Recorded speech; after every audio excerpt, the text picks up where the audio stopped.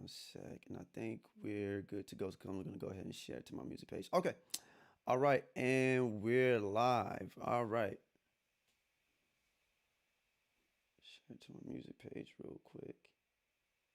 Okay. All right, y'all. What is going on? It is your man Gerard Kennedy. Thank you for checking out the Supposed to Be Different podcast. This is episode 47. The Hip Hop Gym, the hip hop historian featuring Calvin Michaels. Man, I don't know where to start. I stumbled across this cat a couple years ago from a homegirl of mine I went to church with years ago when I was a kid. But she told me about this brother a couple of years ago, and I was like, all right, I'm gonna check him out, see what he's talking about. And I mean, he talks about more than just music. He talks about cultural things, especially in reference to black people. Um, I would argue and say that he's a bit. Can I say that he's a bit of a news reporter, right, so to speak, right? Is that safe to say, sir? That you I'll take it. That's fine. bet. So he's a bit of a news reporter, but I want to say it like this.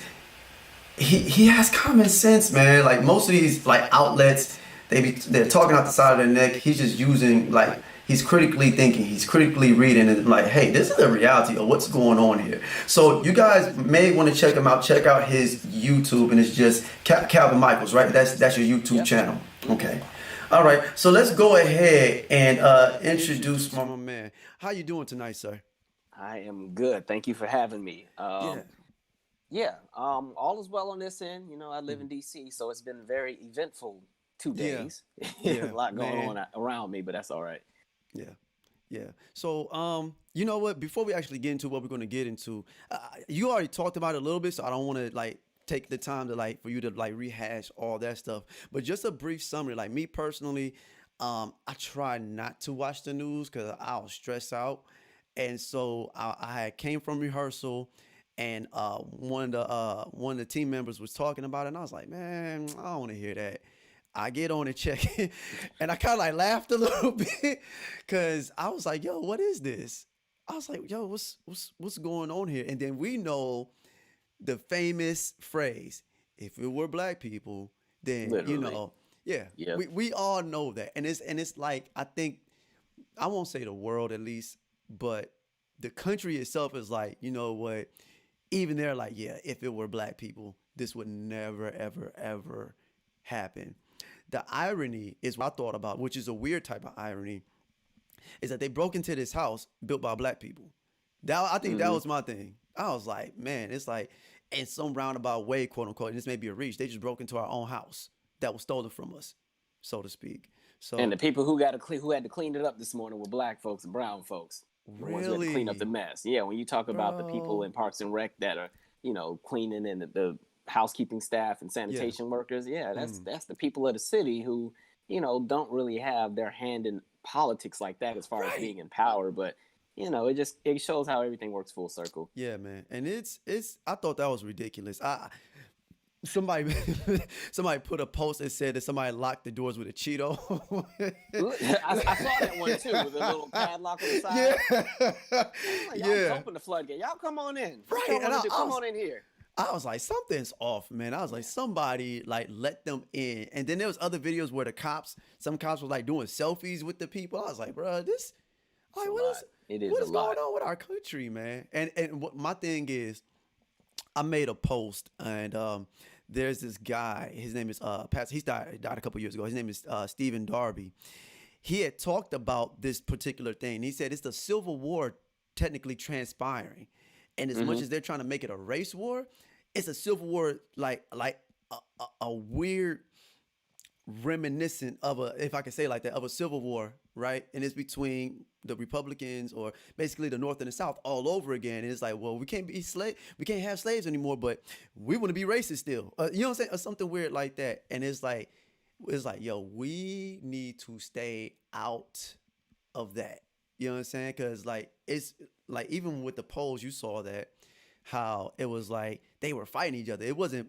We got our own battles, right? Right. But when it came to these politics in reference to like who's going to be the next president, we weren't actually. We had our own little arguments amongst ourselves, but nobody was actually throwing hands.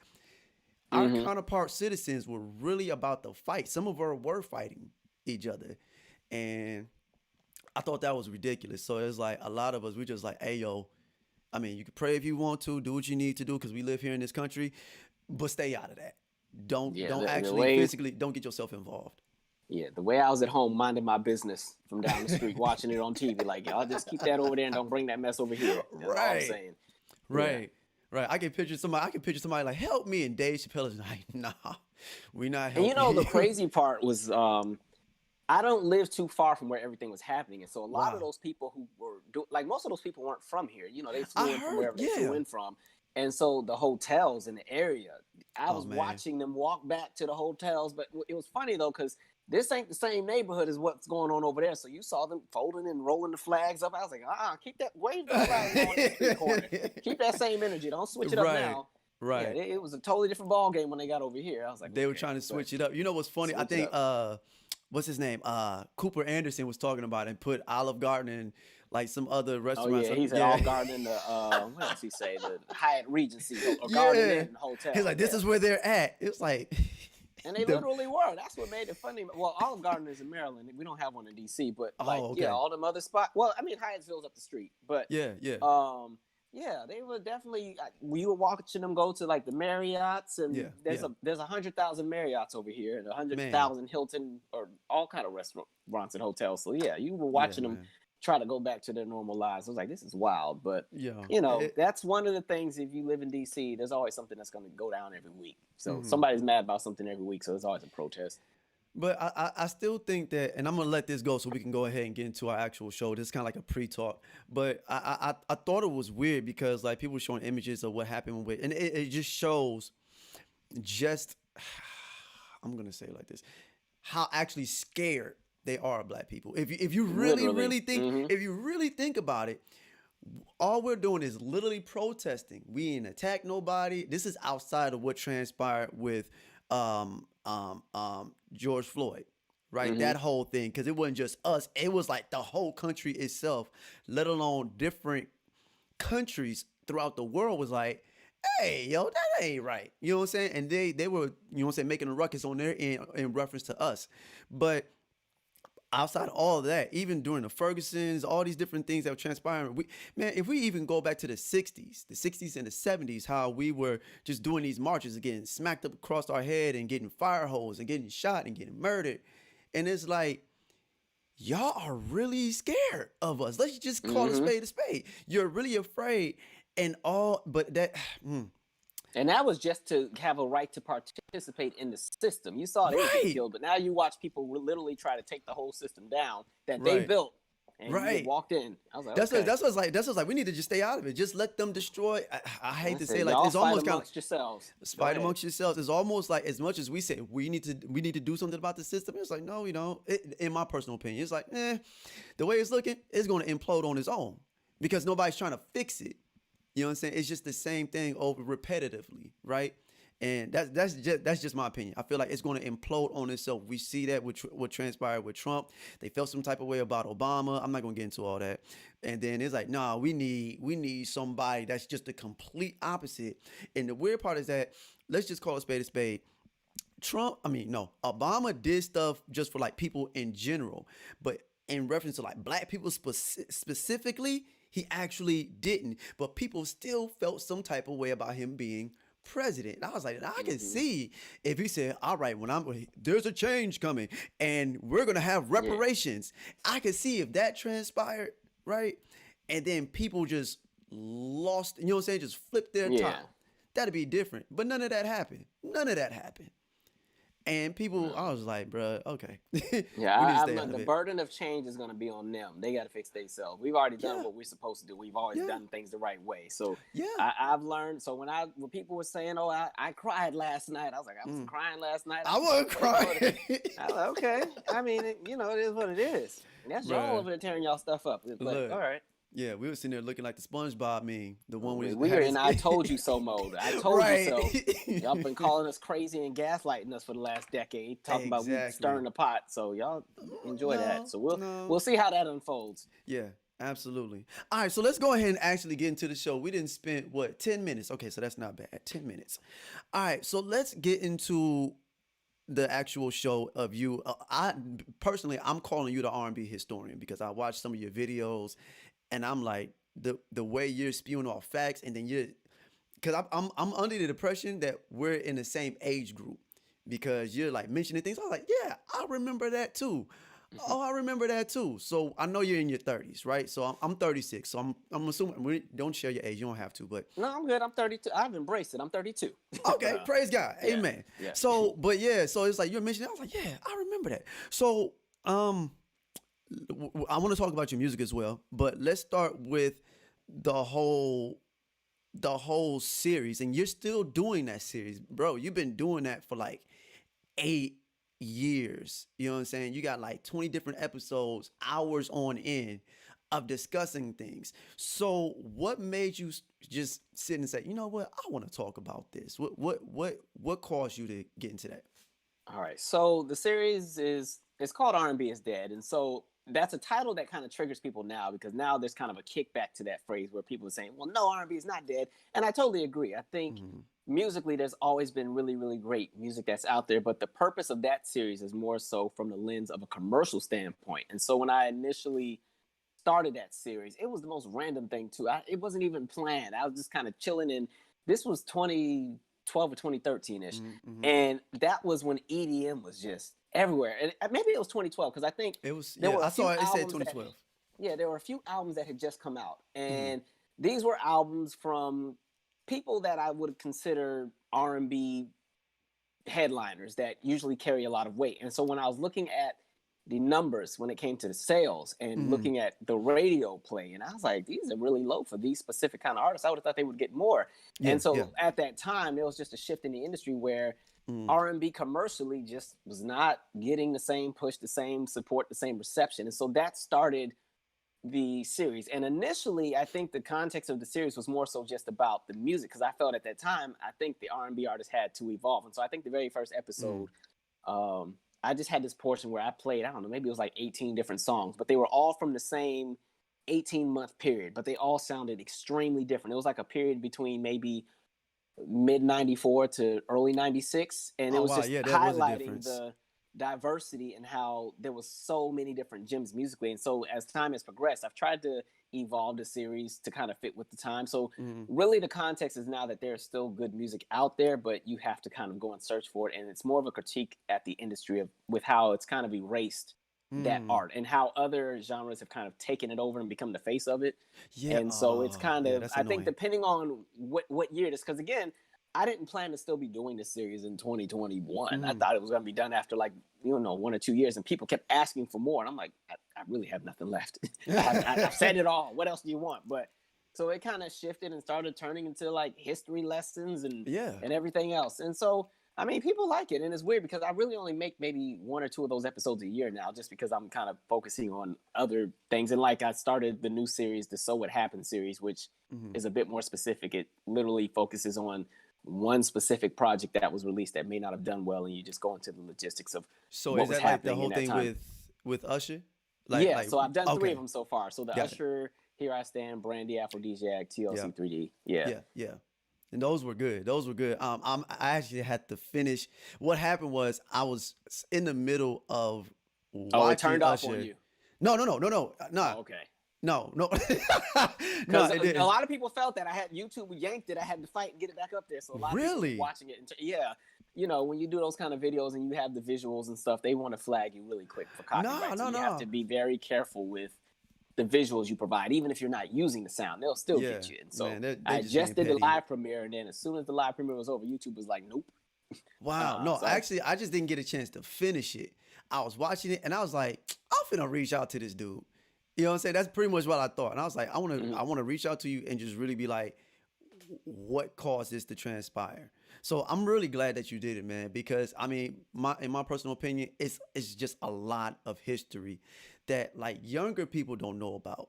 You know what I'm saying? Like people way younger than us. Like even if they're Hmm. like 10 years younger than us, they don't know unless they grew up with people our age or some of their parents could be Had our age. parents that taught them. Uh-huh. Yeah, they don't know nothing. It's a young lady that I'm working with right now. She's 26, and she's a phenomenal singer, man. We're both going to school at Full Sail. I'm going for audio production. She's All going right. for music business. So Hmm. we trying to kill some stuff, man. But she was mentioning things, and I was like, "How do you know about that? You're 26." She's like, "Bro, like I actually go back and you know what I'm saying, listen to this type of stuff." I'm like, "Okay, so from a music perspective, you're actually more mature." You know what I'm Hmm. saying? And it's really dope. And it was a breath of fresh air, man. So I appreciate you doing that because it's like some of these kids they watch it, some other people watch it. And I think you also mentioned like the politics. And I was like, Oh yes. Hmm. so I'm like, are you reading this stuff? Like, are you going through reading all the information or like how? It's a mix of a lot of things. I'm kind of a music nerd anyway. Mhm. So I used to live in Italy for 3 years, and for those Right. 3 years, we didn't have cable or TV, and the radio was there, but it was Italian radio, so you really didn't hear a lot of what was happening in America unless it was Mhm. the big monster hits. And so I feel like when I moved back to America, and I was about 12 at that time, I Mhm. just felt like I had to get in catch up mode because I felt like I missed so much. Like I didn't know Mhm. Biggie Smalls was dead. He had been dead for 2 years. I had no idea until I got back to What? America. And so, you know, I just always felt that I was in catch up mode. And so I just became really obsessed with just, catching what happened between 96 and 99, Mhm. figuring out who all the new people were. VH1 at the time, you remember the old VH1 where it was like pretty much a music history channel. I used to be Yeah, obsessed yeah, with yeah. everything they had.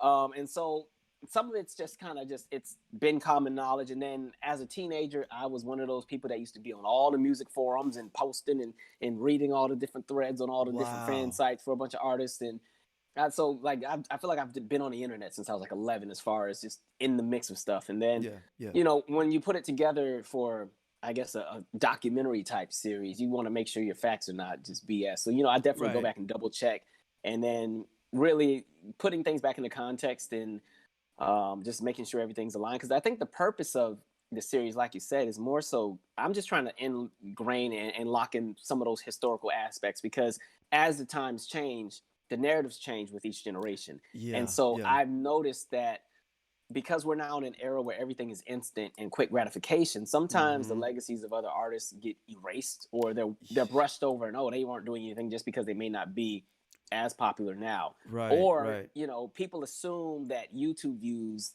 on your music videos equate to the impact that you had.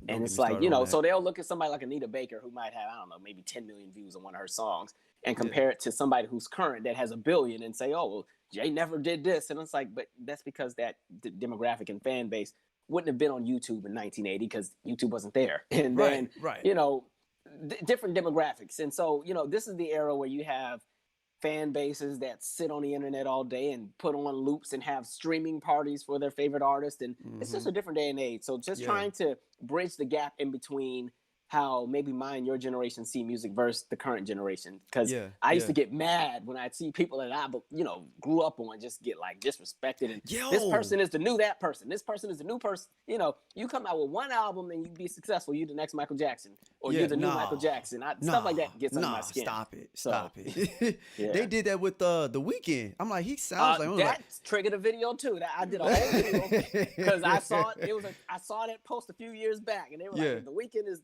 this generation's Michael." I'm like, nah, one, I'm like, let people. If I just say, if I were ever to blow up, I would just want to be this generation's me. I ain't trying to be nobody else. But right, and I would right, still give homage to who came before. But yeah, there's an obsession with wanting to replace what's been in the past, but right, with the standards of what it is of today, which is not a fair assessment to those of the past, because yeah, I feel like the acts of the past open the doors for everybody else to walk through. And mm, the purpose, yeah, you're supposed to take it to that next level because the doors and everything has been established for you. So it's right, like a slap in the face to go back and trash the legacies of those from before, because yeah, they're not doing what is considered successful in 2020. And like the standards were different then. It's a yeah, different definitely, world, but yeah. so that's where I'm at on it. You know what? Since we're getting into standards, how do you? And we're gonna get into your music too, but how do you view? How do you really view R&B? I understand it's like it's not really dead, but do you think there's been a shift? Okay, let me backtrack here. Me personally, I feel as though R&B since around 1999.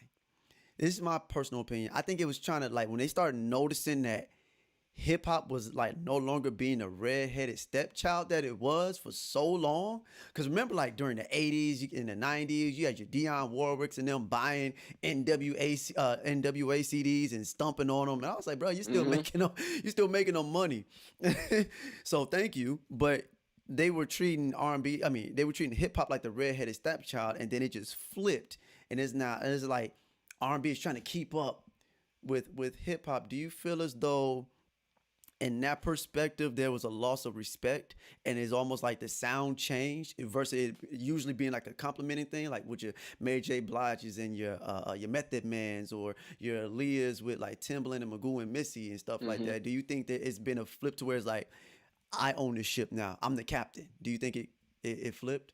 I think in context to back then, you saw a shifting of the old guard versus new guard in Mm, regards to something like R&B. So like yeah. you mentioned, you go back to those early years of hip hop where Mm, you still had radio stations that were like, nope, we're not playing that rap stuff. Absolutely not. And right. even today, that's pretty much what you would say is urban AC radio stations. So Okay. me as a TLC fan as a kid, I used to get pissed because all the Left Eye verses would never, you'd be listening to the That radio and then was they'd weird. skip Left Eye's verse on Waterfalls or Donnell Jones, you know what's up Yeah. with no scrubs. I'm like, dang. But I think it was a generational thing. So there were a lot of artists who didn't see it as the art form that it was, and they were Mhm. like, nope, not at all. And I think what they forgot is hip hop was something just out of the ordinary and something new and something fresh that hadn't been seen before, and it Right. connected with random white kids in the suburbs, and they ate that stuff up because it was a new image, it was everything, Yeah. and they became the largest consumers. And so that same demographic never really had the same respect for R&B until it was Yeah. pushed more so in a pop realm, until you started seeing, like, if you're going to like 83, 84, aside from Michael Jackson, Yeah. R&B music was not really being celebrated in white America like that, aside Absolutely. from the huge crossover. And so as you get into the later years and you see like the Janets and the Whitneys and them start to blow up a little bit more, Mhm. Mhm. you see things shifting. And when we get to the 90s, there's a lot more hip hop influence with our R&B acts. And so Yep. even Yep. and I felt like that was a time where, I think I said it in the Usher doc, R&B and hip hop could still stand on their own 2 feet. R&B could Mhm. be, I think of like a year like '96, and like somebody like Yeah. Keith Sweat had a very good year, but Oh, it was definitely. strictly R&B. And on the flip side, hip hop was doing their thing. They were interdependent, but they could stand on their own. And I think the Yeah, that's with business Jay Z and side just them. recognized, yeah, the business side just recognized that there was profit in hip hop because hip hop could pull in a younger audience and could pull in the same Wow. pandemonium you could get from the teen pandemonium that exists with pop groups. Yeah. I think Or R even and rock B, and roll. yeah, and I think R&B has always been given the reputation of being the older genre for a more seasoned ear, aside from Yeah. a few of the folks who were a little bit more commercial. And so, Oh man, yeah, that's you've rough seen the though. guard shift. And Yeah. so, as hip hop became more global and it was no longer just a black genre, it's kind of been kind of just everybody's doing it now. Mhm. R&B still, the world didn't receive it the same way. They might have Yeah. borrowed from it, but they don't give the credit. And now, here we are. I feel like most R&B acts, in order to have a successful hit on the radio, it has to be somewhat intertwined with hip hop, Yeah. or at least have a hip hop producer, which is, Yeah. it kind of sucks in my opinion, because I think now R&B, unfortunately, in 2020, I think there's some good music, but I'll be honest, I'm bored most of the time. I'm like, where Yeah. is the eventfulness? It's, Right. it's cool. Right. There's some great people out there, but Mhm. I just remember a time when there was so much variety and everybody Yeah. was eating. It Yeah. wasn't just a handful of people that were in charge. Everybody, you could come out with a moderate hit single and still go gold, still go Yeah. platinum with Yeah. just one Yeah. single. And now, it's, well, and that's another conversation. Sales are different. Album sales aren't even relevant anymore. It's all streaming Yeah. now. So Yeah. Yeah. it's a weird moment we're in. It's funny that you mentioned something in reference to like other acts or other different genres taking R&B. What I instantly thought about was you got your K-pop and J-pop. Man, don't get But me if we started. look, I'm about to get you started. I'm about to get you fired up, sir. So but let's go back further. During the 70s, the 80s, primarily, you had this thing called city pop, Hmm. right? All it literally, all city pop was in Japan was saying, "Oh, I like this song by the Isley Brothers. I want to make something similar to that. And then they grab black people and say, hey, can you play something similar to what you did on this track? Yeah, you gonna pay me? Yeah, absolutely. You know what I'm saying? Their image looked black. Like it was really Afrocentric. I'm like, y'all really? Some people Mm-hmm. legitimately had love, and then some people were just biting because they were just getting money, right? Right. And there's a song that I sampled by this chick named Maria Takeuchi, and it's called Yume no Susuke. It's something about dreams. I forgot. I don't really speak Japanese. I'm an anime head, and I was listening to City Pop, and I came across that song. I was like, yo, I want to sample this. So, but in any case, it had this. It kind of had like a Janet Jackson vibe to it, like the Jimmy Jam type of feel Mm-hmm. to it. I was like, yo, that's dope. But I started listening to older stuff, and I was like, wait a minute, why does it sound like music I grew up listening to from, like, you know what I'm saying? When my parents would play stuff from the 70s and the 80s. I'm like, why does this stuff sound like that? I'm like, something's not right. You know what I'm saying? And this was recent, within like the last couple of years. I just Uh-huh. stumbled across it on YouTube, and I was like, yo, it's a vibe. It's dope. You know what I'm saying? I love different languages. I love different cultures and stuff like that. So if I hear something that reminds me of some sort of blackness, I'm like, yo, okay, that's cool. Case in point is like salsa, merengue, bachata. You know what I'm saying? I love that because that's really African based. You Mm-hmm. know what I'm saying? So, but when I heard City Pop, I was like, yo, this is okay, this is weird. And then I started like researching things, looking at credits. I'm like, yo, some of these artists or some of these musicians, like you had Herbie Hancock Mm-hmm. produce a chick, and we know who Herbie Hancock is. I was Yeah. like, You got Teddy yeah, Riley out there producing them now. you see Yeah. what I'm saying? Actually, there's a guy, his name, Sean Garrett too. Mm-hmm. Sean Garrett. No, what's his name? Corey Latif.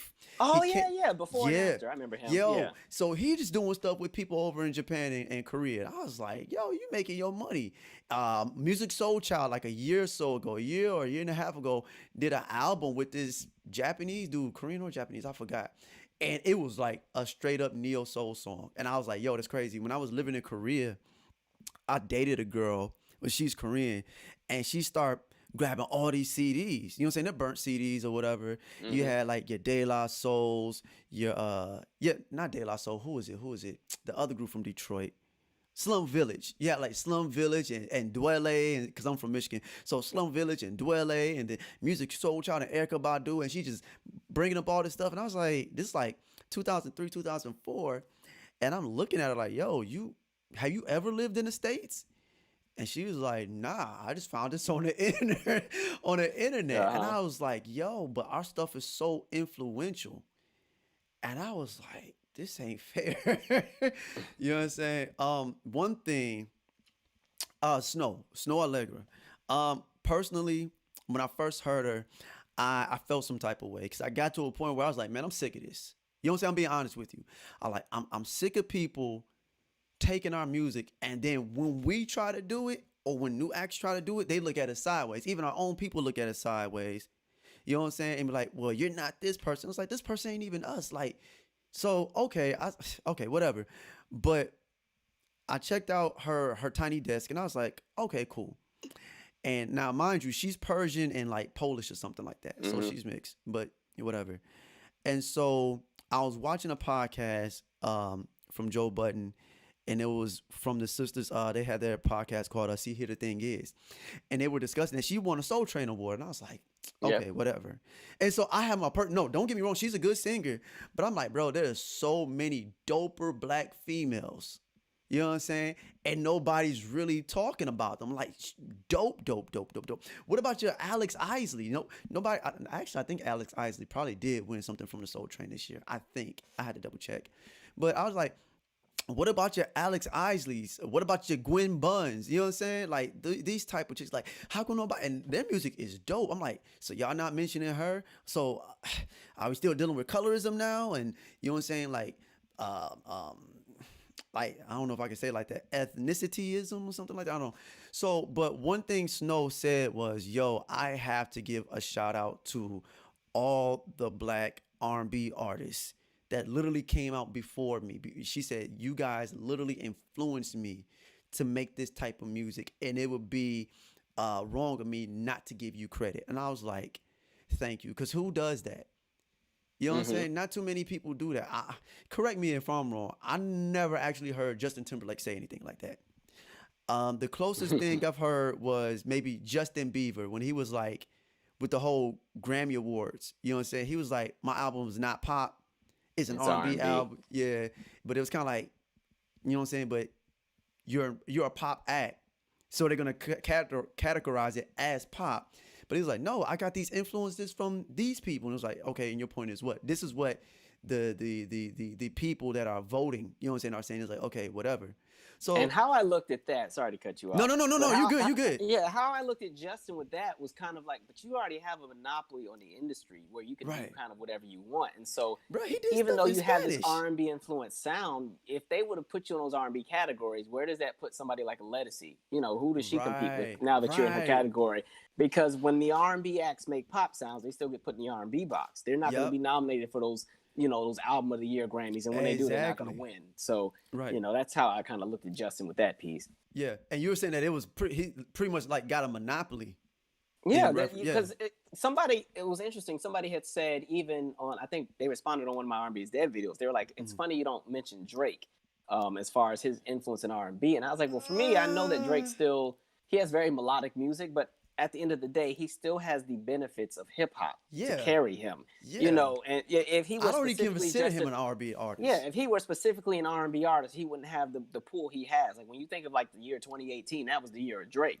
But Right, you know, he is a hip hop artist, but he just is very good at kind of getting into all of the worlds of pop, R&B, and hip hop all together. That's right. so it's like that's not R&B, and if anything, to me, it kind of confirms what I've been saying, where R&B has kind of gotten erased and Hmm. glossed over by other genres that pretty much taken ball from it. And it's no Yeah, diss to yeah, Drake because I like his music, but yeah. you know, I think back to what you were saying with the K-pop and some of the people from international markets that are Hmm. really Hmm. into music. What I've learned, especially when you talk K-pop, is that when you go back to like the Korean War Yeah, and even Vietnam, and you had American troops over there, especially the black troops over you're there, right. that was the You're first right. time some of them were hearing some of those sounds. Where and again, because the thing, my critique of K-pop has always been that they are very, very skilled, very skilled. Because Yeah, I say definitely. there's a balance between skilled and gifted. Gifted is when you just naturally have it because it's embedded, it's in your lineage, and then they're Yeah, skilled where you learn how to do it. And I think with some of the K-pop acts, some of them are so talented but so mechanical, so it's hard to make yeah, a connection because they're too perfect, and it's yeah. like it doesn't feel like it's Soulful. coming from a genuine place. It feels like you had to go through boot camp for 3 years, and this is what you better do. And Yeah, so I that's like think artist what development or happened, something. I think that's where you see the difference is like they're making some very, because I'm not gonna lie, like I'm from Seattle, and so there's a really, Mm. really huge Southeast Asian Pacific Islander population in that region. Yeah, And so yeah. I was familiar with a lot of the K-pop from like the late '90s, early 2000s. So like people like Boa, Lee Oh Highroy, yeah. who Lexi, like a lot of people Mm. like that is who I remember seeing. Um, and so you know you've seen like Boa might be my favorite one out of all of them. I'm holding on. I don't know if she ever gonna make a comeback or not. Oh But like man. um, it was almost like watching it as teenagers. We see like this is cool, but what do y'all do over there? Right. If our influence is not there, what is it that y'all were doing before? And so I think what it is a lot of them just Mm. weren't rooted in that historically, and so you can tell just based in their work. And the reason why I think you see like a Corey Latif or a Teddy Riley or Sean Garrett or somebody else kind of working with them now is kind of bringing in what you can call that foundation to kind of enhance what sound they have. And it's Mm. not even to attack, because honestly, it's, you know, as R&B became bigger, as hip hop became bigger, and black music became global, the question really does become, what do you expect to happen when you have two new generations that are heavily influenced by your sound? They're going to emulate what they've grown up on. Like Yeah. there's a lot of black American artists who were bigger artists overseas than they ever were in the United States, Absolutely. specifically Yeah. Japan. You know, so like there acts like a Tina Turner, a Michael. Hmm. Some of them have more hits in places like Japan than they ever had in the United States, and so Right. these people carry so much influence there. It's kind of like you can't expect them to not eventually start mimicking your sound. But I think the problem is that now that they're getting their flowers and everything else, a lot of Hmm. black artists Hmm. are still the back burner. Salty. And I think that goes Yeah. back to your Yeah.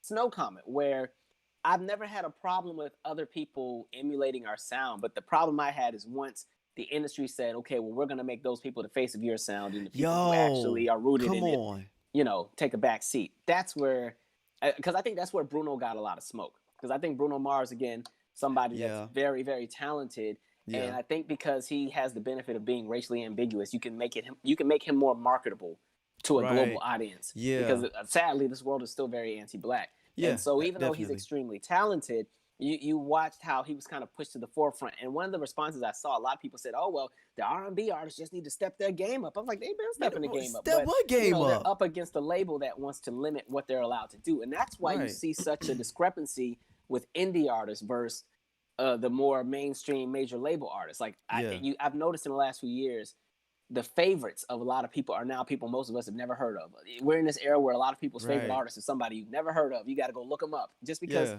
the indie artists have more leverage to do what they want. There's not a machine Yeah. telling them who to be artistically. Yeah. Yeah. Absolutely, man. And that's good stuff. I'm glad. You know what? It makes me think about Tank kind of talked about this, but Eric Benet did. Mm-hmm. And he was like, he said the issue, he said basically the issue is that it goes back, it segues, well, correlates with what you were saying in reference to them kind of like replacing the face when it comes to R&B. You know what I'm saying? And it's like, but even in that, and this is just my personal opinion. Don't get me wrong. We actually do have good R&B music. You know what I'm saying? You got like me personally, I love Alex Isley. I Mm-hmm. like Jasmine Sullivan.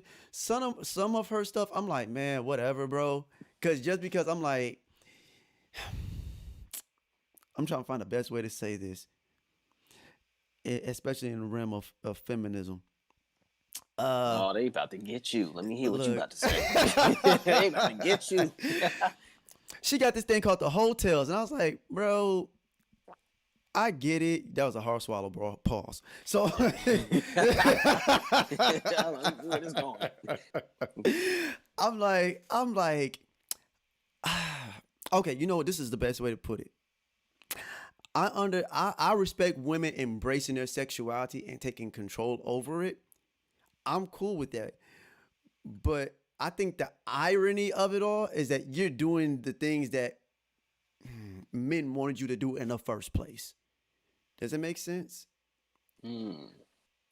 I'm trying to So put this basically, together in my basically, head. basically, let's we even in R&B, especially especially in hip hop, but then you see it's more so in R&B nowadays, where women were being really objectified now.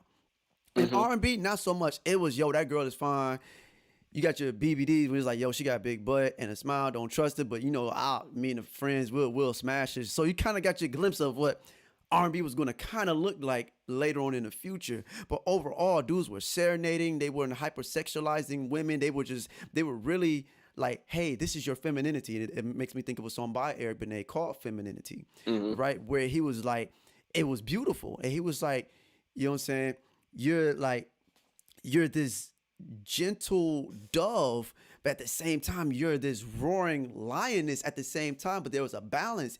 And now she's like this T-Rex. It's like, yo, wait a minute. Wait. Hold on, what's going on here?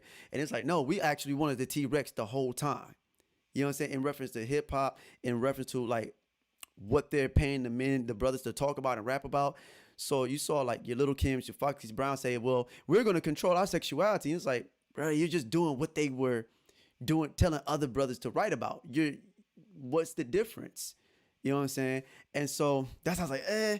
So when I hear stuff like with Jasmine Sullivan, like one of my favorite songs from her is Let It Burn. You know what I'm saying? Mm-hmm.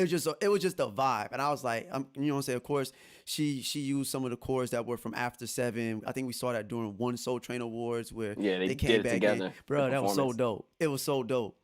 And so, but I hear the hotels, and I was just like, I'm one of these. I'm like the meme where I just turn it on, grab my headphones, and I was just like, man, I don't want to hear that because I understand. One perspective is like I understand that music is not only a reflection of the culture, but it influenced the culture as well. And Mm-hmm. I understand telling your story, but it's like, are you telling a story or are you glorifying this lifestyle? And that we kind of like most level-headed people don't really celebrate. Most R&B people don't really celebrate. You know what I'm saying? So I don't know, man. That's just a personal thought of mine. I was like, I get Yeah, it. I think, and I think what you're talking about more so leans to. I think around the time we got to like 2004, 2005, Mm-hmm. the label started to consolidate R&B and hip hop into the same department and start doing the whole urban music thing. Yeah. And I think that played a role into the put out that you'd start getting, where Mm. now rather than having a team that was specifically centered on the hip hop artists, specifically centered on the R&B artists, it's like put them together because black folks, y'all all do the same thing anyway. Y'all gonna sing about the same thing, put y'all in the same bucket. And so fast Wow. forward a generation, that's kind of where we're at now. Mm-hmm. I think a lot of that is rooted in kind of just the decisions of the industry as far as what's happening with the content. Mm-hmm. Because Mm-hmm. even when you think of a lot of the current R&B acts that are mainstream, I'm not talking like the indie acts or the ones that, again, you got to go on the internet to find, but Right. a lot of the mainstream acts, now when you even listen to the content that they put out Yeah. sometimes, I'm like, Yeah. if you take away the melody, it's a rap song. If you just put the Absolutely. lyrics out there, so I'm like, oh, okay, this is interesting. So yeah, there's a lot going on. This is a weird time that we're in. Yeah. There's some really good stuff, but there's a lot of things where I'm like, man, this industry, God, they got to flush out a few execs. I'm sorry, Look, it's killing me. man. They're killing me softly, Look. man. So my thing with that, like, I think it's dope how you got, you know what, like you got your Brandy, like Brandy. She, to my Mm-hmm. understanding, correct me if I'm wrong. She's now like technically like an independent artist. She has her own label now. Is that Yeah. correct? And Mm-hmm. I'm like, dope. But I'm like, I don't think like Usher should have did that. But to my understanding, he didn't. Even though he actually has the power, the clout, the money to do so, he's still not doing it. Tank did it. He got R&B money, even though it's still under Empire. He technically, quote unquote, still has his own, you know what I'm saying, his own label. Somebody said this, and then I actually want to talk about your music because I kept saying it, but I You now want to good? get Don't into it. worry. You go in whatever direction you want to go in. But they were saying that I think Joe Budden and them said this, but they was like, yo, if Drake ever went independent, I don't know why they was mentioning Drake for, but they said if Drake ever went independent, it would do something to the industry itself. Maybe in the urban field, so to speak. But if he said, you know what, I'm gonna go independent now, I am out, I'm gonna have my own label, it'll be almost now, this goes back to what people saying. Oh, he's like the next Michael, or he's kind of like Michael Jackson. He's really not. But for today's generation, he has a certain amount of influence to where it would affect people. What if he did something that Michael Jackson was trying to do? To my understanding, Michael Jackson was trying to create like some type of label or something like that to where he controlled the funnel of like music in reference to R&B music. Mm-hmm. You know what I'm saying? To my understanding, I might be wrong on that. And it was kind of like, no, you owe us with Sony. We want our catalog back. So he had all the funds to do that, and it was like they were just a little bit more. No, they were a little bit more shisty when it came to chess. You know what I'm saying? They had an extra queen piece hiding in their back pocket just in case he took the queen. And it's like, oh, I got a queen. He was like, no, I took your queen. What are you talking about? Right. And then grabbed the gun and shot him. So, but I feel like in one perspective, you have to learn to play chess in this game, even if you're an independent artist. You know what I'm saying? And because they still control what's being, they still kind of control about what's being said in reference to R&B, right? Yeah, that machine is still there. It ain't going Yeah, nowhere. yeah. It, Like it, if like, you, because really, it's just how going either major or independent, you still got to jump into the machine at some point. So are you going to jump in with the funding from right, the major label, but no artist insight, or are you going to jump in from the indie side with no backing, but you get to do everything you want creatively? So it's kind of, right, catch 22 either way. right, right. So my thing is, I think about. Oh man, okay, that's off now. All right. So what I was thinking about was, I think about Chris Brown. We think about the type Mm-hmm. of songs he did. Now I'm mentioning him for a reason. Cause you start getting the songs where it's like he's just literally talking about having sex the whole entire time, right? But excuse me, I'm a Spanish speaker, so I listen to all that other stuff, and I heard Zendaya, I heard Chris Brown, and I was like, okay, this is interesting.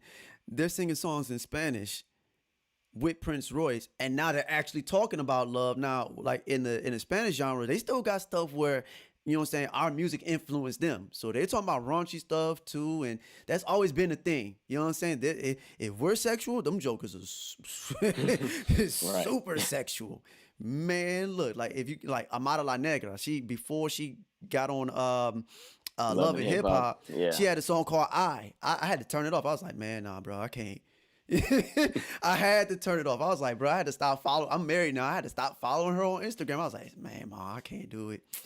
Unfollow. You know what I'm saying? But she, Hmm. so their stuff, they really always talked about love, and I looked at those genres like those were our siblings or our cousins Hmm. because they're so African based.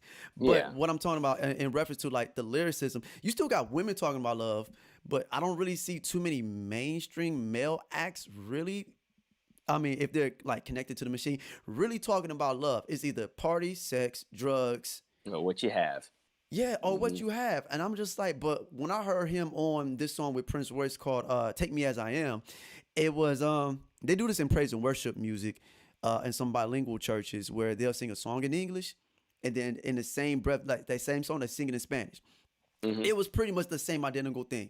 Prince Royce said one thing, and then they kind of like said something similar to it. Usher did the same thing with Romeo Santos.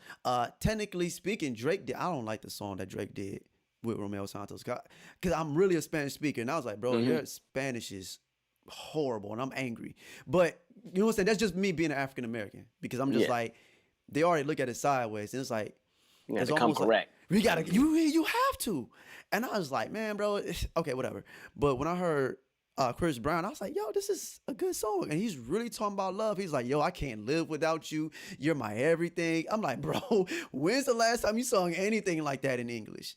And I think that Hmm. there's a different spin in reference to like cultural things as well. So, but what I want to go, I don't know, did you want to touch on that real quick? Because I do want to talk about you Oh, as an sure. artist. Well, you know, I think too, internationally, in my opinion, I feel like black artists are able to experiment more Yes. authentically with their sound and their content internationally. Like, Mm-hmm, think about mm-hmm. all of the R&B, even hip hop albums that get shelved in America but released overseas or in South Yeah. America. Mm-hmm. Most of the time, the content on those albums are so left field from what's current in America. I'm like, okay, I see why they did. Like somebody like Elise, you know, they shelved her Wonderland album. I mean, personally, that might have been one of her best albums, but it gets Wow. shelved because they didn't know what to do with it. And even when it comes to even projects that are released, and you talk about what's going to be the international single and what's going to Mm-hmm. be pushed in the United States, they're Mm-hmm. willing to take the gamble overseas or in South America or wherever, just because again, I think international audiences are more receptive to just what sounds good. The image is important, but I think for them, it's all about what sounds good. Like when I lived in Italy, Mm-hmm. the songs that made it to the Disco Palladio station, those were the biggest and the biggest hits that were coming out of America. But sometimes they would latch on to songs that weren't even that popular in the United States, and so Wow. it would be weird because oddly enough, like I remember hearing groups like NSYNC and stuff on Mm-hmm. the Italian radio before they were even out in America because they weren't like NSYNC and Backstreet Boys. They what they did overseas was push them in Germany first, see how the Germans respond, and then we'll bring them to America. They were so big in Germany that the hype spread to Italy, and then I was starting to hear their stuff on the radio. And Mm-hmm. so like I remember when I got back to America, and I was like, oh, this song is 2 years old. Y'all just now hearing this? Meanwhile, I don't know Biggie Smalls is dead, but Right. but I think creatively, again with that machine, Mm-hmm. Mm-hmm. there's limitations to what black artists are, I'd say, permitted to do Yeah. commercially, and it's Yeah. limited. And what sucks is you now have almost two generations where that's their norm. And so even when you try to get back to the idea of Mm. really good love songs, they Yeah. don't just, because I think back to like me growing up, I knew as a child Saturday mornings, if I heard Al Green or Patty or the Isley Brothers, OJ's, Gladys, I was like, dang man, we about to clean up. And so, Uh. but those songs, or Teddy, there's these love songs and ballads and Mm-hmm. songs about heartache and everything else like that. And even though it Yeah. wasn't my generation, as a kid, I had an appreciation for it because I didn't care about anything like imaging. It just sounded good. And Right. so we fast forward, I don't know if that same generation is being introduced to that. And it's kind of like, I don't know if you've seen these TikToks where maybe it's the mom and the kids, and they'll play the song, and if you know the song, stand on one side, if you don't, stand on the other.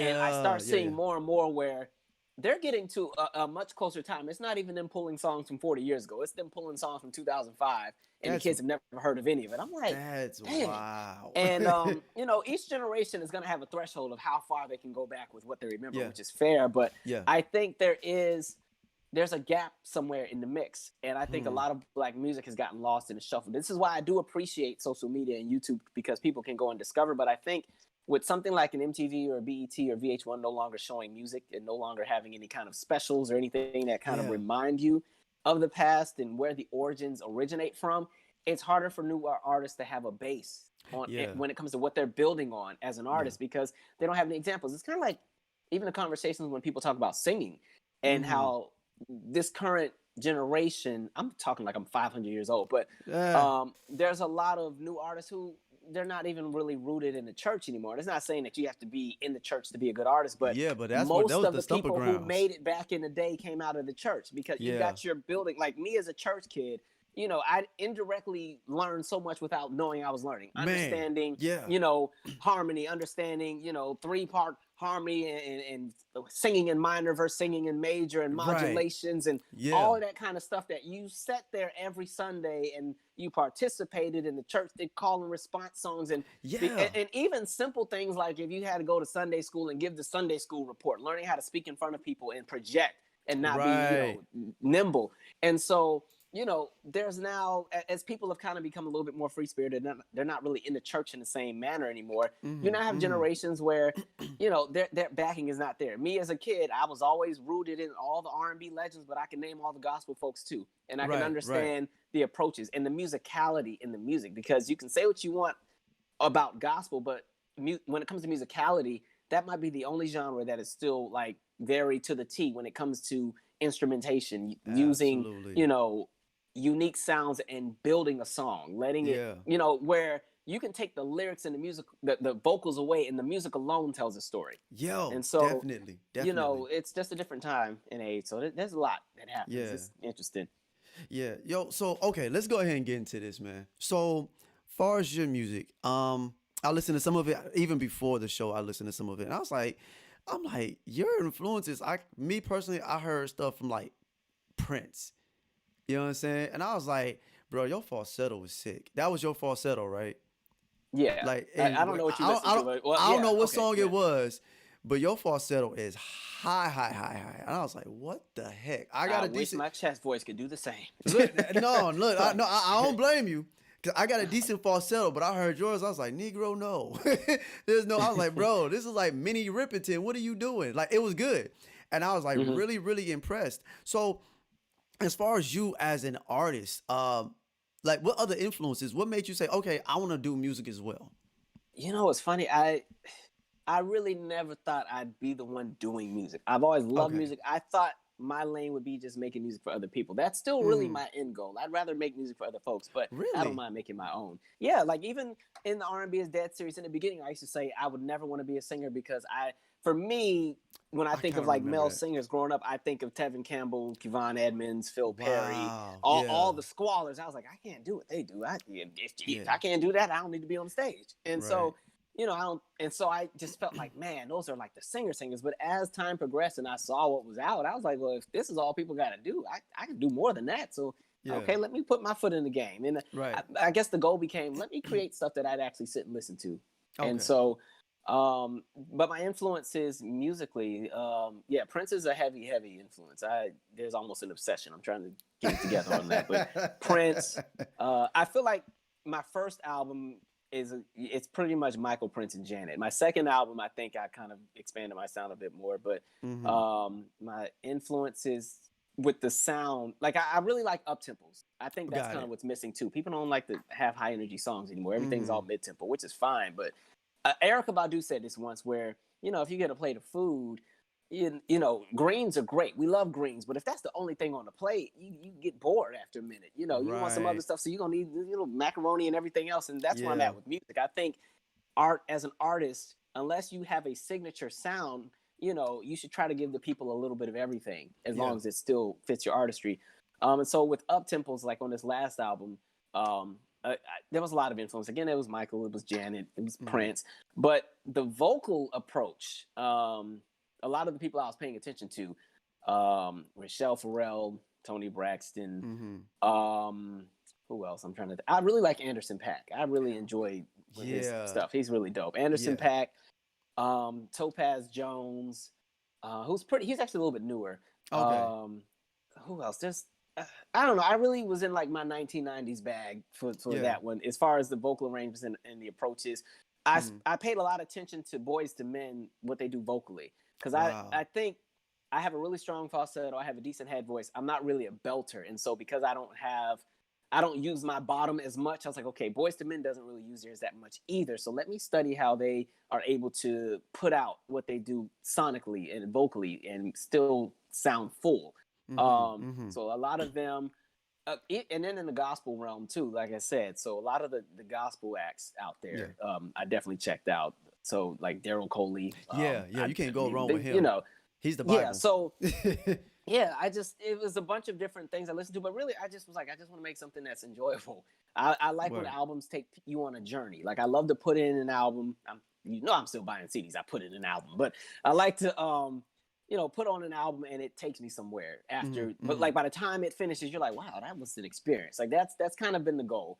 Some folks say, okay, your albums are a little long because you got interludes and everything on here, but it's But like, that's no, how it used to be.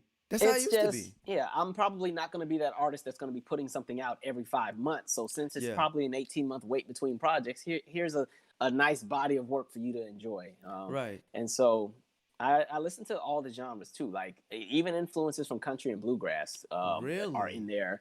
The electronica Yeah. sound. I Yeah. like pop. I really love house music, especially like the late 80s, early 90s stuff. I'm Yeah. obsessed with Yeah. it. So yeah, it I was think I just a like the bunch of chords different in house sounds. music. The music, some of the music I heard in house in general growing up, I was like, oh, Hmm. I was like, this is kind of cool. Like I remember, I was Yeah. like, what is this? I didn't know what it was. It was like '95. I was at a skating rink. I Hmm. was like, what is this? But Yeah. it was Right. cool, man. It was cool. Hmm. Um. So wow. I never. I didn't think that you would actually want to like. You would prefer to write for people. So I think that that's interesting. Yeah. It's. I just know as a child, me and my best friend growing up were Mm, obsessed. We thought we were going to be the next Jimmy Jam and Terry Lewis, and they actually had parents that believed in their dreams. So their parents were wow. buying them all the nice equipment. I just had my little raggedy Casio keyboard. Man, don't get me But started on I that. mean, I was one of those kids who was always trying to build a band or something. And like when you're like 9 or 10 and you're stacking buckets and pots and pans and you the Yeah. drummer. And I was that kid. And Hmm. so like middle of high school, me and like my friend growing up used to just write and produce and make songs for other people. And so I thought that was gonna be where I'd Really? go. And so the only reason I ended up even doing the first album, I don't know how it happened because it wasn't in the plan, but I just had a really, really good tax return one year. And Wow. there was a concert I was supposed to go to and it got canceled. And so the money I got back from the refund, because I bought like 3 tickets because it was like me and two friends were going to go to New York and just turn up for the show. It was enough money to buy a studio. And I was like, I'm going to build a studio. Let's just do that. And so initially, Wow. that first album, how it came about, it was really me just making instrumentals. And I thought I was going to give it to other people. And then I just ended up buying a microphone. I was like, let me do a little shibba doop doop on this one and see what we can do. And then Not next the thing you know, I shooby had the an dope, album. dude. So, that's kind of what happens. And it's kind of dope when you produce your own stuff. Like there's Yeah, no definitely. limitations. And if you have your own studio, you can take as much time as you want. I Exactly. think that's one of the flaws with the industry now is that everything is timed because money talks. And Yeah. so Yeah. a lot of stuff gets rushed. You hear a lot of songs that don't sound full. You hear a Mm-hmm. lot of songs where you can tell that the album was made on or the song was made on maybe 5 or 6 tracks total, including audio and instruments. You're like, Yeah. okay. So I think when you have leverage and leeway to do what you want and there's nobody to, hold your foot to the fire, you can really have a lot of creative renaissances on your own as a creator. Right. Right. And I'm glad that you mentioned the word renaissance because in my head I just knew there was going to be this resurgence of love music, like for Hmm. real, for especially in R&B. I was like, oh yeah. I think around like last year or 2019, I was like, oh yeah, we finna bring love back for real, for real, for real, for real. And then Hmm. I didn't really see it. I was like, man, I was really disappointed. But I still kind of feel as though like that it's a possibility. I think it's coming. I think what I keep saying on my channel, I think 2022 and 2023 are going to be very interesting years musically because hopefully Yeah. by then we would have been out of this COVID thing. I think concerts are going to be so good because you have Yo. people that have planned tours for the last 2 years they're just waiting to get the green light, and so it's giving people time to go back, restructure, Right. revamp whatever ideas they had. You know, sometimes artists keep going on tour and they start half stepping because they've toured too much.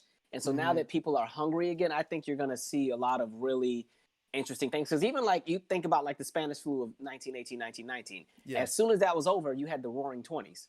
And it was just Wow. all kind of, and I Yeah. think that's, again, artistically, shout out to the artists that are really doing it right now and still Yeah. holding that on in this craziness. I really like this Chloe and Holly sister set. I like that Yeah. they've been able Yeah. to. I feel like they've given me an actual album era, not just an album, but like I feel like they're really pushing their work. Yeah. A lot of albums have. We're in this era where the album comes out and you don't hear about it after a week.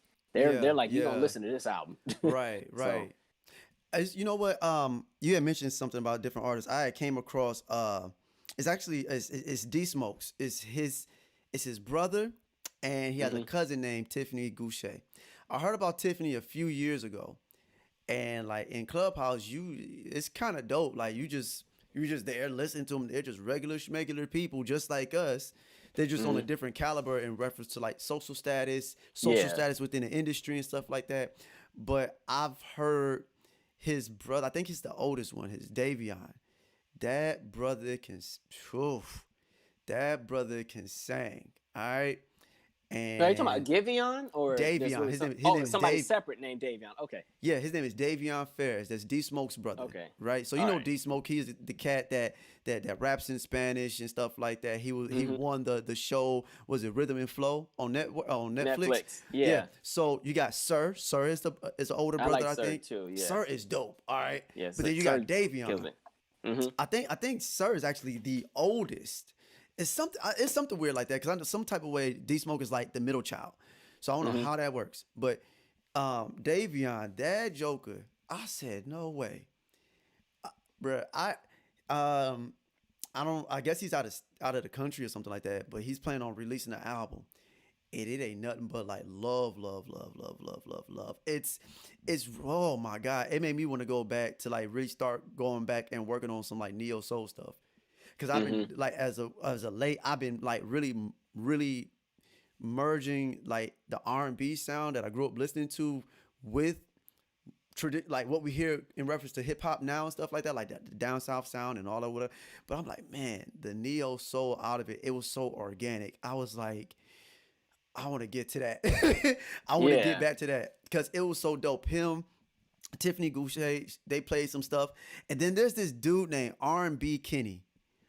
I ain't never heard this dude before in my life, but this Calvin, this dude did some of the most disgusting runs I've ever heard in my life from a grown man. Oh wow. I'm for real, man. I'm not even exaggerating. It would rival Rance Allen. All All right. right. All right. That's just my personal look. Like I don't know if he'll do all that, but I feel like it would still rival it. Yeah. I was like, well, okay, you know what?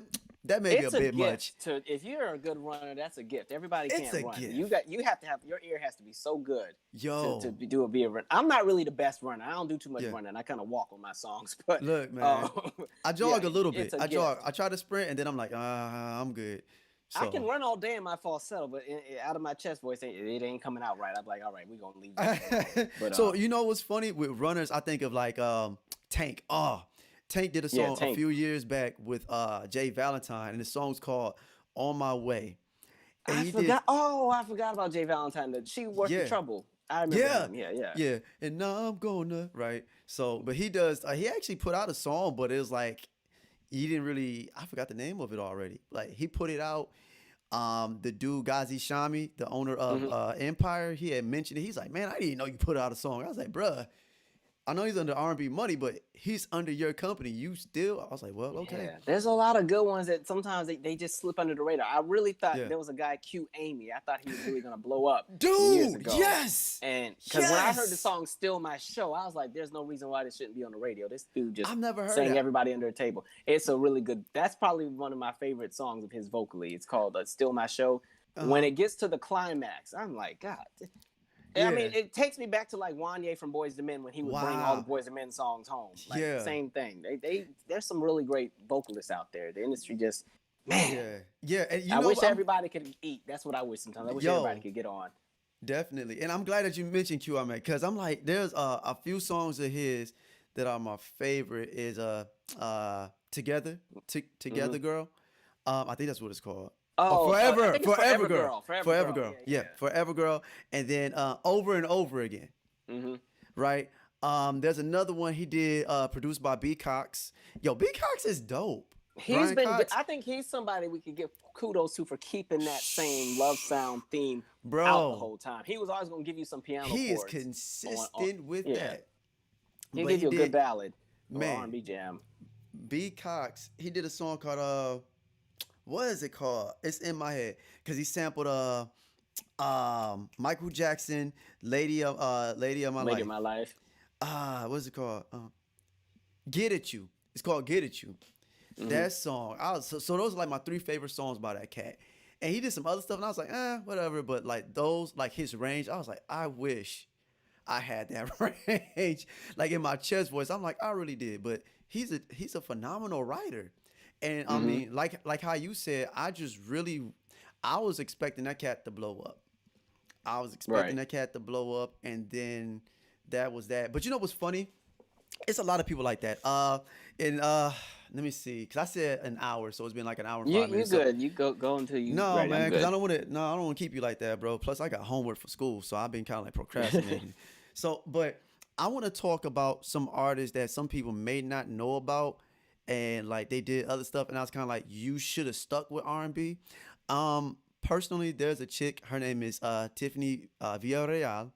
There's another chick named Natasha Ramos, I remember her. and Uh-huh. then there's another chick named Vanessa. I think Oh, it's Vasquez. Marquez. Mark Vanessa Mark Marquez. Marquez or Vasquez. Uh, It might be Marquez. Vasquez. Vasquez. I don't know. I don't. Yeah, I like I'll have her. to pull And it I up. want you to know Yes, this love. Yeah. Hmm. yes, sir, dude. That song, because Justin hopped on it. He was like in the background. It was That good was a vocals whole. on that one. That Yeah. was a whole vibe. They were supposed to be a group. I don't know what happened. They start doing solo stuff. And basically, Tiffany left and became a Christian. I was like, okay, cool. I'm a Christian. Cool.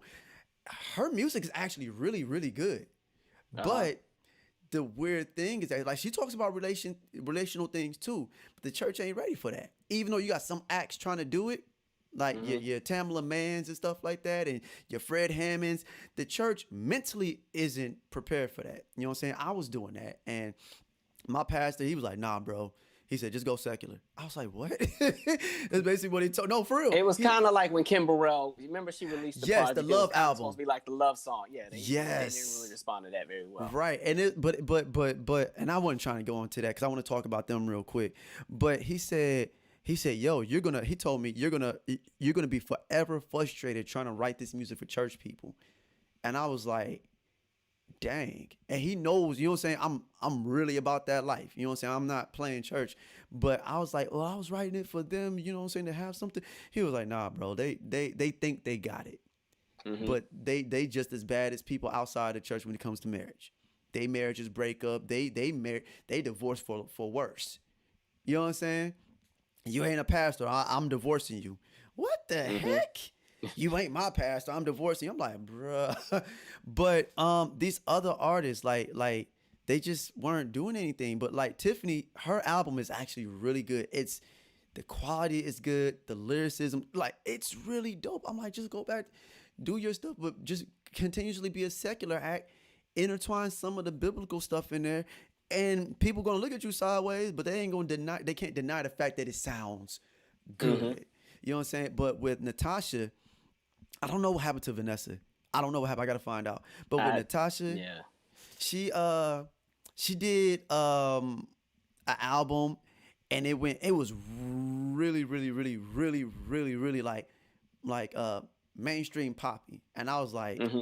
I didn't Oh, like that's it. where they messed up. Yeah, Uh-huh. yeah, yeah. I'm like, cause I can see if you was trying to like implement some of the elements.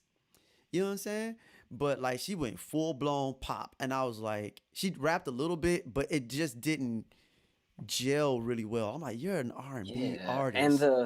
the problem with going too pop is that I think pop is the genre that gets dated the most Ooh. because it follows whatever mainstream trend is out, and so when the trend Mm-hmm. dies, that sound dies as well. That's why I think I Yeah. said this on the Usher video, but like even when you talk instrumentations, like live Yeah. instruments will help your album have a longer Man. shelf life because a live sound will never be dated. Like I remember the first time I heard Earth, Wind, and Fire September, it was when I saw the movie Soul Food, and I thought that was a new song just because it sounded fresh. I didn't know it was a song from Wow. 2 decades earlier. Wow, the power of And mixing. so, you know, or even I think the first time I heard Michael Jackson's Rock With You, I thought it was a new song. I didn't know it was from 1980, and it was like, I don't know, maybe 1993 or 4. I was like, this is, oh, But okay. see, But that's also the power of yeah. good mixing.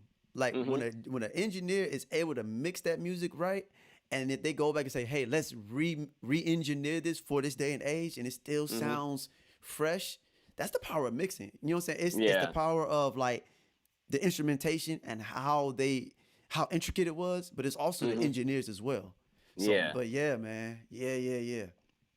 Good grief. So let me, okay, let's talk about her. Not the artist her. In my head, I'm thinking Tidra Moses. I'm picturing Tidra Moses. Oh, Tidra. Okay. I love Tidra. Yeah. Man, look, low key, where my wife at? Okay, she ain't here. So she's probably watching this. She might watch it later. Look at me sideways. She was one of my celebrity crushes as a kid. When I heard in high school, so this is when she first came out. Just Want to Be Your Girl. I Yeah, was that like, was a dope song. yo, I was like, this finna be my wife. Wait till I blow up. You know what I'm That saying? was dope because I just remember Crunk had just really started jumping, and then here Yes. she comes out left field. That it was like the smoothest kind of summer vibe. I was like, Yeah. this is dope. I went and bought that album. Yeah. I was like, wait. And then the whole thing was good. I was like, okay. Yo, definitely. She came out, I think, a little bit after A. Marie, as a matter of fact. Yeah, it was around the And- same time. Yeah. A little bit And I after.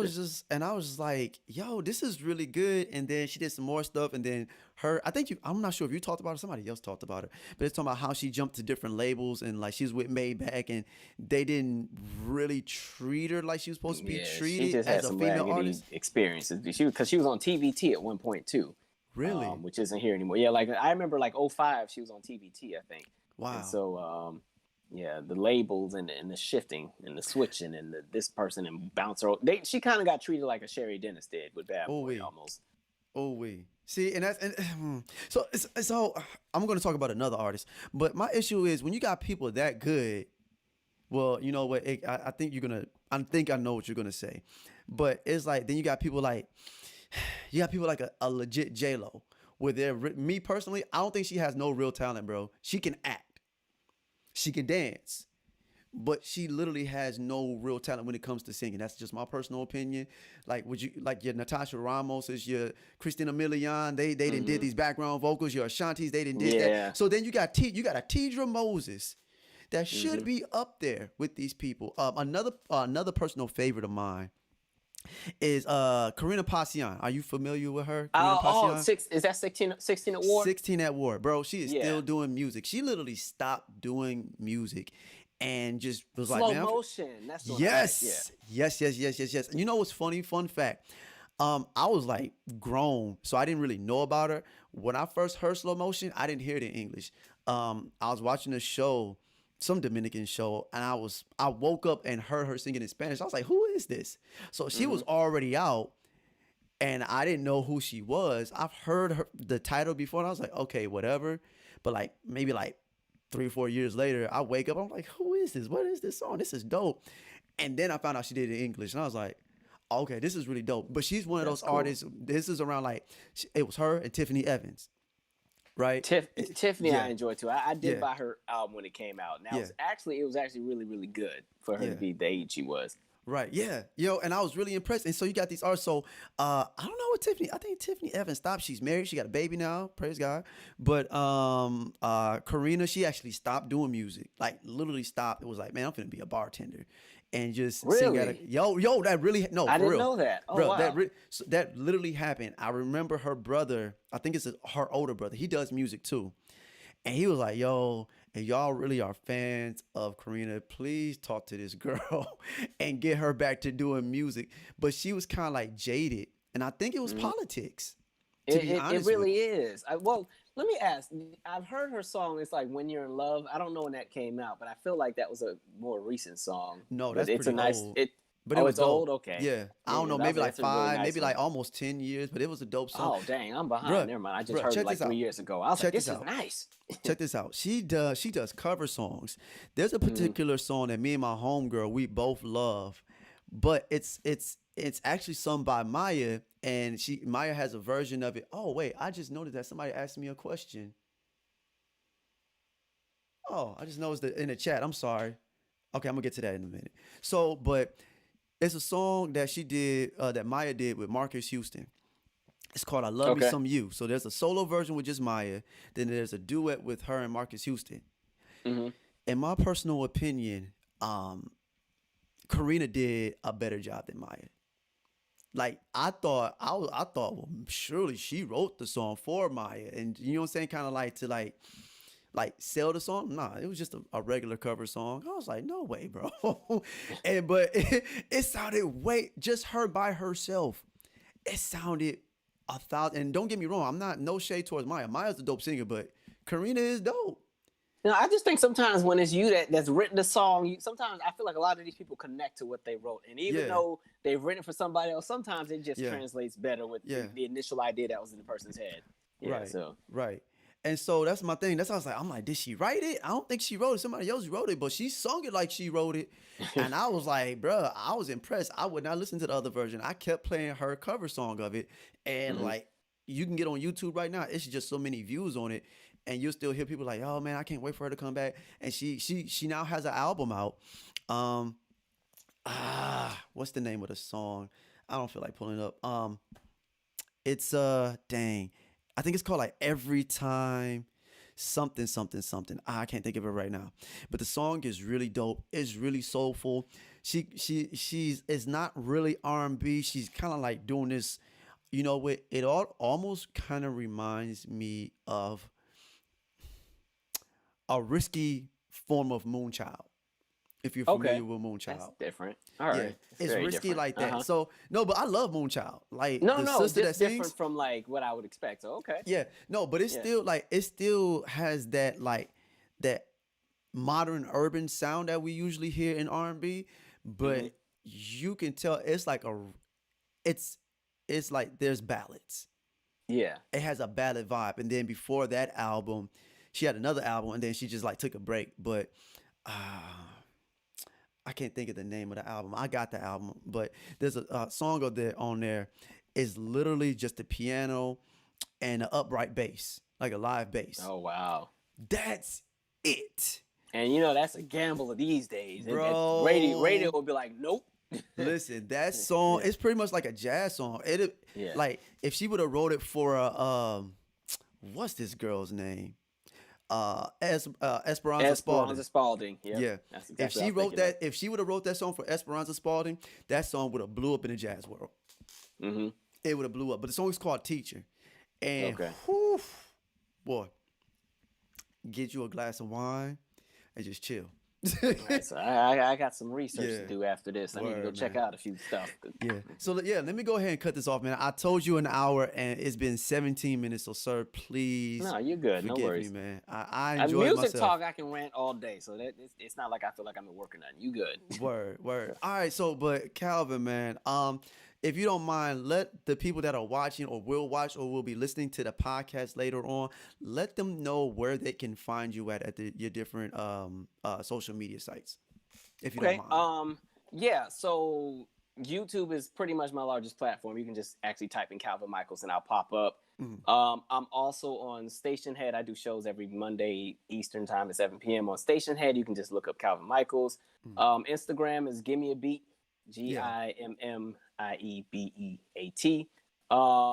There's also a Calvin Michaels Facebook fan page as Okay. well. Those are pretty much my main outlets. And then as far as my music, it's on all of the digital platforms. So you just type in Calvin Michaels. You should find me on Spotify, Apple Music, Tidal, iHeartRadio, everything. And then I also do have a podcast, Comedically Hard-Headed. That's also on all the streaming sites as well, Yeah. under the Comedically Hard-Headed title. Word. Yo, and I did check out the podcast. It was comical. 'Cause you Yeah, like telling your I stories. just, I was like, bro, I thought my life was yeah, hard.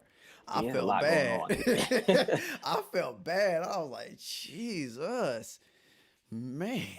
Well, what I've learned in life is like your humor really just comes from how you respond and interpret things. So Yeah. that's really how that is. Because people are like, oh my God, how did you turn that into something funny? I'm like, I don't know. It's just how I Look, saw man, it. sometimes you gotta go back and like when you're older and you look back at it, it is comical. But in the Yeah. moment, it's not really And you comical. It's go like through it. Yeah. You're like, man. boy, oh, just real quick. So fun fact. There was a story, and I'm gonna leave it like this, then I'm gonna let you go. So a Goofy movie came out. A Goofy movie came out. Mm-hmm. So this is 1995. My mom, she said, Gerard, if you're hungry, this is right before we played the movie. She said, Gerard, if you're hungry again, make some more dinner. Like warm up some food. She made some red beans and rice and some cornbread. You know, black people stuff. Yeah. And I said, all right, cool, yes, ma'am. The movie is done. I completely so it's an hour long. Oh, you done forgot. You already know. I forget, right? And so I'm about to make me a peanut butter and jelly sandwich, right? I go grab the bread, I grab the peanut butter and jelly. I'm like, all right, bet. My stepdad come in. He was like, yo, didn't your mom say if you were hungry again to fix some dinner? I said, you're right. My bad. I didn't even make the sandwich yet. I just took everything out, Calvin. So I take it. I said, Dad, you're right, man. All right, my bad. I'm gonna go ahead and put everything up and go grab me a plate. I was like, cause I forgot. This Negro, he said, nah, get in the bathroom. You about to get a whooping. I was like, wait a Lord. minute. I was like, wait a minute. So I'm looking at him like, dude, are you serious right now? And he was like, yeah. So I'm like crying. I'm like 10 years old, like, Dad. Cause I would get whooped like a Hebrew slave, bro. And so I was like, there's no reason why you're whooping me because of this, man. You must be mad about something else. You have to be. Cause look, man, my parents were whooping me like it was an Olympic sport. Yeah, we came out of that era. that was a time. Look, That was a time. Like, man. boy, I'm surprised I'm alive. But so he said, so I'm in the bathroom, I'm crying. I'm like, Dad, I'm like, yo. So I didn't say yo, but I'm like, Dad, you're gonna whoop me because, and I went through the whole scenario. You're gonna whoop me because I watched the movie, forgot, brought the peanut butter and jelly out, didn't make the sandwich, was gonna put the food back and make a plate of dinner, and you whooping me because of that? He said, yes. I said, I ain't getting no whooping. And I like ran past him, slammed the bathroom door, ran out the house. Now, this is the saddest part of this whole entire story. My biological father lived in driving distance 5 minutes away from me. My biological father. And never once came to come and see us. I was going to run to his house. Now, that was going to take me like a 15-minute run. But I was like, at 10 years old. Oh, I'm fast. I ain't thinking that my dad is fast, right? Yeah. I'm like, man, I done made it down this street. I done made it past the convenience store. I'm sprinting. I'm like, man, I'm going to my dad's house. He going to protect me because this is some BS. Bruh, I couldn't even, man, like less than like a minute later, he scooped me right up. I'm kicking and screaming. Yo, he beat the black off me, man. I was so mad. I think every one of us has that attempted runaway story. And it's a part of the experience. And when I did that mess, I was still living in Italy. By the time my mom got back to me, like, you thought you gonna run away in a foreign country? What you gonna do when we gotta go back to America? I'm like, you can go to America and I'll stay here. Figure out life. Nah. That's childhood. That's funny. Yeah, man, yeah. But Calvin, sir, thank you so much. This was really fun, man. I'll talk to you real quick offline after all this. But sir, thank you so much. I really appreciate it. I enjoyed it. And guys, you all listening, watching, be sure to follow him. Please watch his videos. Like, they're so informative. Not just the videos with hip hop, but just the cultural videos that he talks about. Pretty much he's a news outlet as well. So please watch, man, because the stuff is good. I mean, my man has some serious common sense. It'll rival Tommy Lauren, okay? It'll rival her. Look, we ain't gonna get into all that. Ooh, yeah. But yeah, all right, y'all. So guys, thank you for checking out the podcast. It's supposed to be different podcast. This is episode 47. The R&B hidden gem, the R&B historian featuring Calvin Samuels. Wow, I'm thinking about Kevin. You've been Samuels. listening to Kevin Samuels. Yeah, telling on yourself. Over there taking notes. Look, man, that's a whole other ball game, sir. But Calvin Michaels. All right, peace, y'all. God bless. All right, let me turn this off.